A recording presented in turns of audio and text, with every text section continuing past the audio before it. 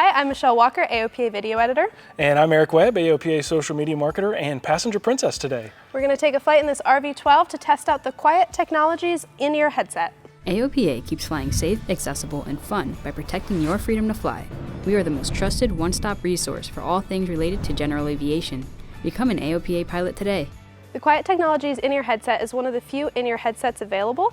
It's pretty cool because it is as quiet as an A&R headset, but it doesn't have the clamping and pressure that you might get with an over-the-ear headset. It's also really lightweight and compact, so it's easy to take with you on the go.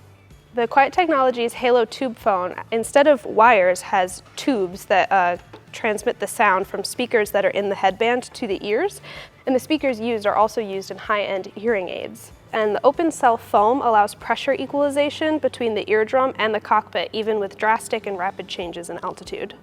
This model comes with a Bluetooth function, so you can connect your phone to it and listen to music while you're flying, and also make and receive phone calls. And then the main headset box here has a control for controlling individual audio, the left and right ear if you have different hearing abilities in any ear, and you also have the stereo mono switch here. The headset also comes with this carrying case. It folds up really compactly in here, and inside it comes with various different earpieces for different sized ears. You can just choose which one you like best and swap those. And it comes with a bunch of extras, so if the one you like breaks, you can replace it. It also comes with, for the Bluetooth, gets charged just via USB, so it comes with a charger. This also comes with replacement tubes if yours break, and an aux cable if you want to plug your phone directly in to listen to music. The headband is constructed from a soft, malleable headband wire, and it can be molded snugly. And this part of the headband is adjustable, so you can pull it out or push it in to adjust for your head size. You can get the cables in a variety of colors. This is the Oceanfire cable, but you can also get it in black and yellow. And this one came with a clip, so you can clip the cable out of the way. All right, so Eric and I are going to go for a quick flight and test it out.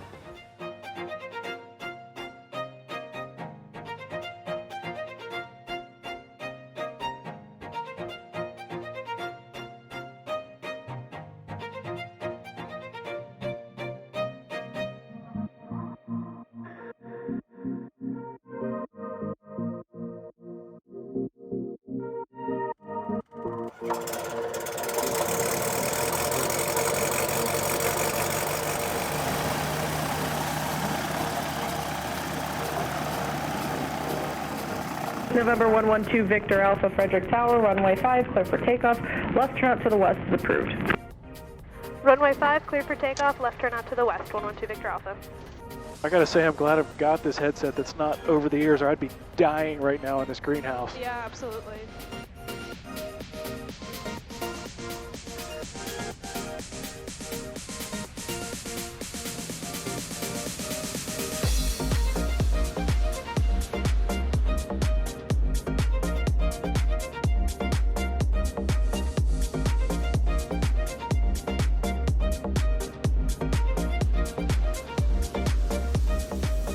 Yeah, so I really like the way it feels. Like, we've been flying for like 10 minutes now, and almost don't even feel like you're wearing a headset. There's no pressure. Yep. So you've been flying with the in-ear headset for a while, right? I have, yeah, probably about 6 or 7 years. I might still have the receipt for it. I'm not 100% sure, but yeah, I think it was AirVenture one year I picked it up, and I've been very happy with it. The only, I guess, disadvantage is it's not currently TSO'd for 121 or 135 operations, but for GA like us, it's perfect. I've flown open door Super Cub, I've flown 152s, 170, the Sweeps 170. Check that out, aopa.org/sweeps. From Spokane, Washington to Maryland wearing this headset with no issue whatsoever. And one of the things I like about this is I'm wearing not a bayonet style, gosh, those are really sweaty, sorry. It's not a bayonet style sunglass, but it works really well with the way this headset is designed. So you can wear reading glasses, eyeglasses, sunglasses of any style, and it works really well with this headset. And the other thing I like is I have another mainstream headset that costs about $1,200. Read between the lines there, I forgot which one it is. It's a great headset, not disparaging it at all, but on a hot day when it clamps over your ears, you get sweaty ears and it's kind of uncomfortable, kind of gross. Yeah. On a long flight, especially, even though it's very comfortable, it'll still start to fatigue after a little while. Me being a taller guy in a smaller airplane like this, I'm only 6 feet tall, but I'm fairly tall for this airplane, because I don't have a headset that's going to scratch and damage this canopy. Yeah, and I sometimes fly with a helmet, so this would integrate really nicely if you had a helmet that didn't have a headset integrated into it. And I also found that these are really nice for flying open cockpit airplanes. I fly in open cockpit airplanes, you know, a good bit, so I found that it's really a lot easier to be able to hear the other person if you have an intercom set up. Yeah, and I've flown these with open door Cubs, and it works really well. And I don't have the fear of the headset getting ripped off my head, because with the other ones with the mass and the bulk, it's going to catch the airstream and potentially. They also say it's really good for aerobatics because you can like get it to fit so snugly on your head that it's good for aerobatics. You know, when I first started using it, I did have a lot of trouble getting it to fit, but that was because I didn't realize that the headband was adjustable. Oh, and yeah. I had it at the biggest setting, and I didn't realize that I could make it smaller, so it was constantly falling off, and it was a huge pain. But once I figured out that I could collapse that, game changer. And I think even if you had an even smaller head, you could bend the wire. You can, yeah. Because it's flexible. I did that and for doesn't someone break else. it. Yeah. The other thing that sold me on this headset versus others is that it's got these plastic tubes that transmit the sound as opposed to a wire.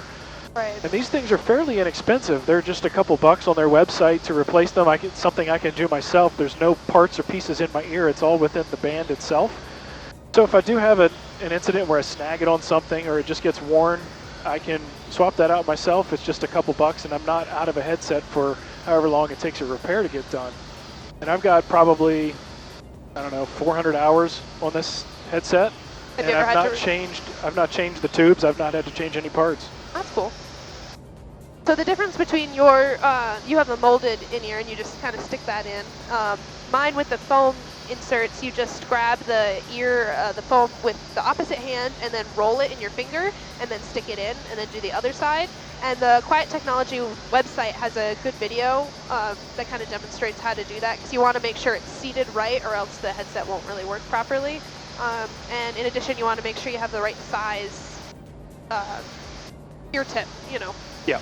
That way it seals properly. Yeah. And they recommend that you not get the molded ones like I have, but I'm a musician and I'm used to that style. And it's basically helped the pressure equalize when you're climbing and descending. And I've noticed that if I ever have an issue with that, which has been fairly rare, I just kind of pop the bottom out, equalize the pressure, stick it back in, and I'm good to go. That's something I had done at one of the hangars at AirVenture or Sun and Fun, I don't remember which. It was Fit Ear who did it, who's just merged with In-Ears Audio, so you could have that done if you're interested. And mine's not the Bluetooth version. Mine's the original version mine's 7 years old approximately, and doesn't have the Bluetooth, but it does have an 1/8-inch jack, so I could plug my phone in there and listen to some music if I wanted to. Michelle, you've got the Bluetooth version. Yeah. So basically, you can connect your phone via Bluetooth, and you can play music, make or receive phone calls. And on the outside of the Bluetooth box, it has this like buttons, so you can accept the phone call or hang up pretty easily if you don't have access to your phone, which is pretty neat. The only thing is, like any headset with a Bluetooth, is the music just goes to the headset that it's connected to. Yeah, I wanted to listen to some music. Kind of bummed. That's all right. RV2 Victor Alpha, runway 5, clear to land. Runway 5, clear to land, 112 Victor Alpha.